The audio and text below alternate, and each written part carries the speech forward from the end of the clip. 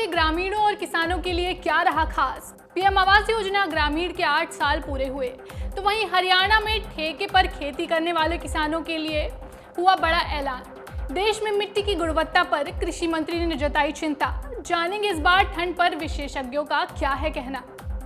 तो शुरू करते हैं गांव जंक्शन वीकली बुलेटिन। नमस्कार, मैं हूं आपके साथ श्रेया सिंह। बुलेटिन की शुरुआत करते हैं वीकली हेडलाइंस के साथ। पीएम आवास योजना के 8 साल पूरे होने पर महिलाओं को मिला बड़ा तोहफा। 5 सालों में 3 करोड़ मकान बनाने का लक्ष्य।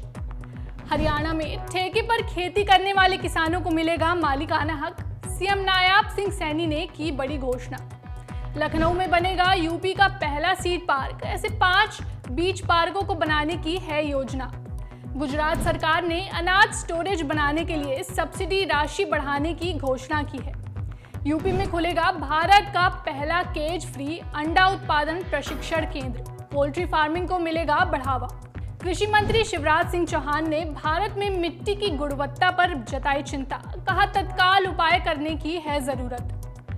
संयुक्त राष्ट्र जलवायु सम्मेलन में विशेषज्ञों ने खेती और किसानी के लिए क्लाइमेट फाइनेंस को बताया जरूरी। अब खबरें विस्तार से। सबसे पहले पीएम आवास योजना पर बात करते हैं। पीएम आवास योजना ग्रामीण ने 20 नवंबर को 8 साल पूरे कर लिए। प्रधानमंत्री नरेंद्र मोदी ने इस योजना की शुरुआत 2016 में आगरा में की थी।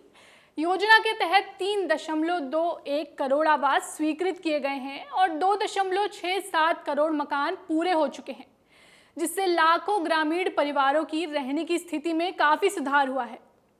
पीएम आवास योजना के माध्यम से महिला सशक्तिकरण को भी बढ़ावा मिल रहा है। 73% महिलाओं को घर का पूर्ण या संयुक्त मालिकाना हक मिला है। घर के आकार के साथ साथ प्रति यूनिट आर्थिक सहायता भी बढ़ाई गई है। इसी के साथ शौचालय निर्माण के लिए 12,000 रुपए भी दिए जाते हैं। पीएम आवास योजना को मनरेगा से भी जोड़ा गया ताकि ग्रामीण रोजगार सृजन किया जा सके। हरियाणा सरकार ने किसानों के हित में बड़ा फैसला करते हुए पट्टेदारों को जमीन का मालिकाना हक देने की मंजूरी दे दी है। हरियाणा के मुख्यमंत्री ने कहा कि जिन किसानों ने पट्टे पर जमीन ली है वो लंबे समय से मालिकाना हक पाने की मांग कर रहे थे।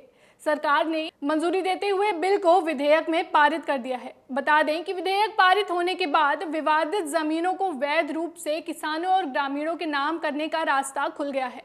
यहाँ ध्यान देने वाली बात है कि पूर्व मुख्यमंत्री मनोहर लाल खट्टर के समय 5 मार्च 2024 को कैबिनेट मीटिंग में शामलात भूमि को 20 साल पहले पट्टे पर लेने वाले किसानों को मालिकाना हक देने के लिए निर्णय लिया गया था। आज विधेयक पास होने से इस पर मुहर लग गई है। इसके साथ ही खेतों से गुजरने वाली बिजली लाइन के लिए भी मुआवजा नीति लागू की गई है। साथ ही सीएम नायाब सिंह सैनी ने महिलाओं को 2100 रुपए देने का वादा पूरा करने पर काम करने की भी बात कही। उन्होंने ये भी कहा कि सीटी पास युवा जिनकी हरियाणा सरकार में नौकरी नहीं लग पाई, उनको 2 साल तक 9,000 रुपए देने का काम करेगी सरकार। अगली खबर में बात यूपी में बनने वाले पहले सीड पार्क की। किसानों को उत्तम क्वालिटी के बीज उपलब्ध कराने के लिए योगी सरकार यूपी का पहला बीज पार्क लखनऊ में स्थापित करने जा रही है। ऐसे 5 बीज पार्क राज्य के अलग अलग इलाकों में बनाए जाएंगे। पहला बीज पार्क राजधानी लखनऊ की अटारी में स्थापित होगा। ये बीच पार्क करीब 200 एकड़ में फैला होगा। सरकार इन बीच पार्कों को पब्लिक प्राइवेट पार्टनरशिप मॉडल यानी पीपीपी मॉडल पर बनाएगी। प्रदेश के वेस्टर्न जोन, तराई जोन, सेंट्रल जोन, बुंदेलखंड और ईस्टर्न जोन में ये 5 सीड पार्क बनाए जाएंगे। इन पार्कों में उन्नत हाइब्रिड बीजों का उत्पादन होगा, जिससे यूपी के किसानों को बेहतर गुणवत्ता वाले बीज आसानी से मिल सकेंगे। यूपी के कृषि मंत्री सूर्य प्रताप शाही ने प्रदेश सरकार की इस योजना की जानकारी दी है। अब जानते हैं इस बीज पार्क बनने के क्या फायदे होंगे। किसानों को बीज खरीद में पैसा कम निवेश करना पड़ेगा। बीज पार्क के निर्माण से रोजगार के अवसर बढ़ेंगे। इससे किसानों को उत्तम क्वालिटी के बीज आसानी से मिल पाएंगे। प्रदेश के कुल खर्च में भारी गिरावट आएगी। किसानों को कम मूल्य पर उच्च गुणवत्ता वाले बीज प्राप्त होंगे। अच्छे बीजों के लिए किसानों को दर दर भटकना नहीं पड़ेगा। गुजरात सरकार ने किसानों के हित के लिए अनाज स्टोरेज बनाने के लिए सब्सिडी राशि बढ़ाने की घोषणा की है। योजना के तहत अब किसानों को 75,000 के बजाय 1 लाख रुपए की धनराशि मिलेगी। मुख्यमंत्री फसल भंडारण संरचना योजना एक महत्वपूर्ण सरकारी पहल है। फसल भंडारण की कमी होने के कारण किसानों को अक्सर अपनी उपज को कम कीमत में बेचना पड़ता है, जिससे उन्हें आर्थिक नुकसान होता है। इस समस्या का हल करने के लिए या 2021 में इस योजना की शुरुआत की गई थी। बढ़ते हैं अगली खबर की तरफ। यूपी में खुलेगा भारत का पहला केज फ्री अंडा उत्पादन प्रशिक्षण केंद्र। बरेली स्थित केंद्रीय पक्षी अनुसंधान संस्थान और people for animals public policy foundation साथ मिलकर उत्तर प्रदेश में भारत का पहला मॉडल केज फ्री अंडा उत्पादन और प्रशिक्षण केंद्र स्थापित करने जा रहे हैं। इस प्रशिक्षण केंद्र में केज फ्री अंडा उत्पादन के बारे में किसानों को तकनीकी जानकारी दी जाएगी। यूपी के मुख्य सचिव मनोज कुमार सिंह ने इससे संबंधित MOU पर हाल ही में हस्ताक्षर किए। आमतौर पर मुर्गी पालन बैटरी केज विधि से किया जाता है, जो एनिमल वेलफेयर के लिहाज से सही नहीं है। इसमें मुर्गियों को छोटे छोटे पिंजरों में रखा जाता है। वहीं केज फ्री प्रणाली न केवल पशु कल्याण को प्राथमिकता देती है, बल्कि किसानों को बेहतर बाजार अवसर भी प्रदान करती है। यहाँ उत्पादित होने वाले अंडे प्रीमियम कीमतों पर बिकते हैं। भारत में काम करने वाली बहुराष्ट्रीय कंपनियों ने भी अब केवल केज फ्री अंडों का कारोबार करने का संकल्प लिया है। मुख्य सचिव ने कहा, इस साझेदारी का यूपी के किसानों को आर्थिक लाभ होगा। उन्होंने कहा, इस पहल के जरिए यूपी पूरे देश के लिए मिसाल पेश करेगा। अब बात कृषि मंत्री शिवराज सिंह चौहान के बयान पर। कृषि मंत्री शिवराज सिंह चौहान ने देश में मिट्टी की खराब उर्वरता पर चिंता जताई है। केंद्रीय मंत्री ने कहा कि देश में 30% भूमि की उर्वरता खराब हो रही है। मिट्टी की खराब होती क्षमता चिंताजनक है। टिकाऊ खेती के वास्ते मिट्टी की गुणवत्ता बनाए रखने के लिए तत्काल उपाय करने की जरूरत है। मिट्टी की गुणवत्ता पर आयोजित वैश्विक सम्मेलन को ऑनलाइन संबोधित करते हुए शिवराज सिंह चौहान ने कहा, भुखमरी को समाप्त करने, जलवायु कार्रवाई और भूमि पर जीवन से संबंधित सस्टेनेबल डेवलपमेंट गोल्स यानी सतत विकास लक्ष्यों को हासिल करने के लिए मिट्टी की गुणवत्ता में सुधार करना जरूरी है। रुख करते हैं अगली खबर का। देश भर में 1 अक्टूबर से शुरू हुई चावल की खरीद कई राज्यों में अभी भी चल रही है। केंद्रीय स्टॉक के लिए चावल की खरीद करने वाली एजेंसी भारतीय खाद्य निगम यानी फूड कॉरपोरेशन ऑफ इंडिया ने 17 नवंबर तक पंजाब, हरियाणा समेत अन्य राज्यों से 5% अधिक चावल की खरीद की है। इसके बावजूद खरीद का लक्ष्य बीते साल से 11% पिछड़ गया है।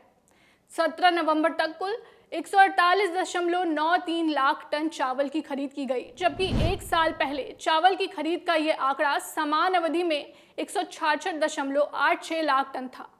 31 अक्टूबर तक चावल की खरीद में 20% की कमी आई और 15 अक्टूबर तक 48% की कमी दर्ज की गई है। अब बात 22 नवंबर को खत्म हुए संयुक्त राष्ट्र जलवायु सम्मेलन पर। जलवायु परिवर्तन ने खेती बाड़ी, खाद्य सुरक्षा और किसानों की आजीविका के लिए एक बड़ी चुनौती खड़ी कर दी है। इसके लिए बड़े पैमाने पर ग्रीन हाउस गैसों के उत्सर्जन को जिम्मेदार माना जाता है, जिसका खामियाजा दुनिया भर के उन लोगों को सबसे अधिक भुगतना पड़ रहा है जो अपनी आजीविका के लिए खेती बाड़ी और इससे जुड़ी गतिविधि पर निर्भर हैं। अजरबैजान की राजधानी बाकू में 11 से 22 नवंबर तक आयोजित संयुक्त राष्ट्र जलवायु शिखर सम्मेलन COP29 के दौरान अमीर देशों से जलवायु परिवर्तन से लड़ने के लिए पर्याप्त धनराशि कृषि और किसानों को समर्पित करने की मांग की गई।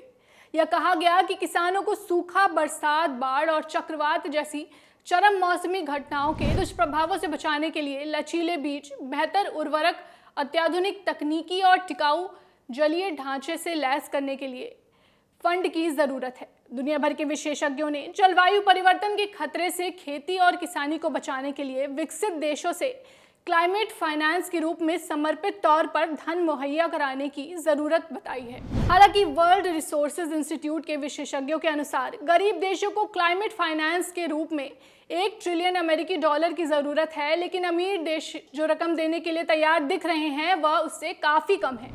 अब जानते हैं मौसम का हाल। इस बार ठंड को लेकर मौसम वैज्ञानिकों ने बड़ा दावा किया है। अमेरिका के national oceanic and atmospheric administration के मौसम वैज्ञानिकों ने इस बार ला नीना के कमजोर होने की संभावना जताई है।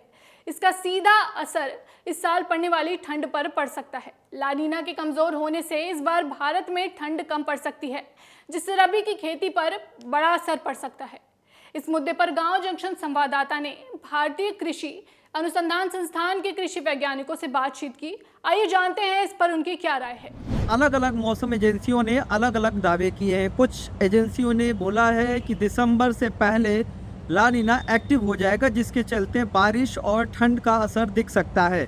कुछ रिपोर्ट्स ऐसे भी हैं जिनमें दावा किया जा रहा है कि फरवरी से पहले ला नीना एक्टिव नहीं होगा। इसके चलते सूखे जैसी स्थिति का सामना करना पड़ सकता है। इस परिस्थिति में किसानों पर, खेती किसानी पर कितना असर होगा, इस मसले को लेकर हमने कृषि वैज्ञानिकों से बातचीत की। खास तौर पे दोनों ही स्थिति में क्या होने वाला है, ये इन मुद्दों को लेकर हम कृषि वैज्ञानिकों के पास गए। कृषि वैज्ञानिकों का कहना है कि इस बार मानसून के समय बारिश अच्छी हुई है, बारिश की मात्रा सामान्य से काफ़ी अधिक हुई है। इसके चलते देश का जल स्तर, जो भूजल स्तर है, वो काफ़ी अच्छा हुआ है और जो देश के प्रमुख जलाशय हैं वो भी इस टाइम उनका भंडारण ठीक ठाक स्थिति में है। इसलिए रबी सीज़न में जो बुआई हुई है उस पर बहुत ज़्यादा असर नहीं दिखेगा। फरवरी और मार्च के बाद अगर स्थितियां कुछ विपरीत होती हैं तो किसानों को इसका नुकसान उठाना पड़ सकता है। गांव जंक्शन के वीकली बुलेटिन में इस बार के लिए बस इतना ही। फिर हाजिर होंगे अगले हफ्ते इसी दिन ग्रामीण परिवेश से जुड़ी खास खबरों के साथ। तब तक के लिए धन्यवाद।